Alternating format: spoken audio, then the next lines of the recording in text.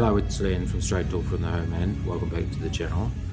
Today is the 24th of April, Armenian Genocide Memorial Day, commemorating up to 2/3 of the Armenian people, more than the people that lived in New Zealand at the time, in fact, from 1915 through to about 1923. But of course there were many massacres and pogroms before that time.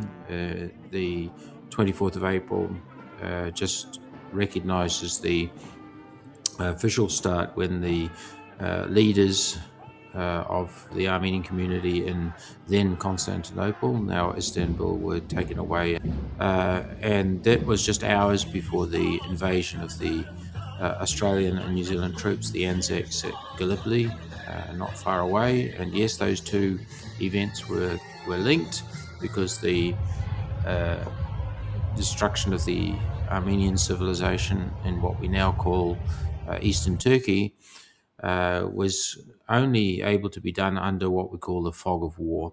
So the Turks took advantage of that invasion, and unfortunately our invasion unwittingly helped provide cover for it, which is a real shame that Australia and New Zealand don't recognise this horrific event, and an event that Hitler learned from and went on to perpetrate his own genocide. It's equally shameful that Israel doesn't recognise it, because I guess their Holocaust is special, as we see with what they've done in Palestine. Genocide is unfortunately not special. It's perpetrated by many different peoples throughout history. And unfortunately, the lessons from these genocides and holocausts has not been learned, because of course we see war and many war crimes being perpetrated even today in Palestine, in Lebanon. I'm so sorry for the people of Lebanon. They are pawns in some ways between powers, just like Armenia is.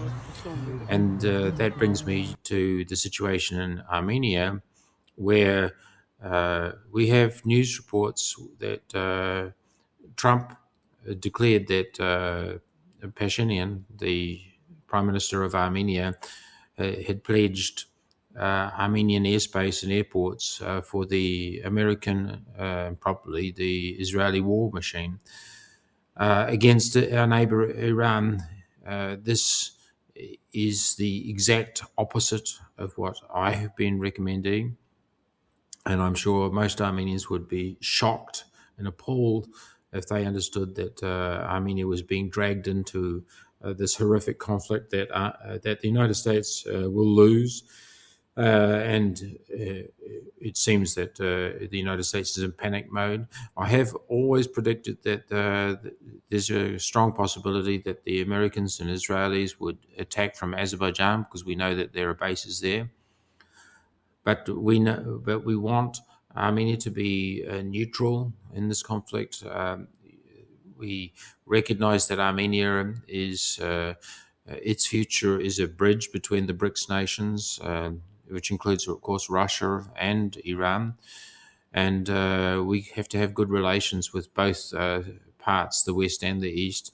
So it's not for me as a non-Armenian to question the Prime Minister. It's up to Armenian citizens. And I hope that we get to the bottom of this. And hopefully this isn't true at all, because the Armenian people do not need further tragedy, especially on the commemoration of this Armenian Genocide Memorial Day.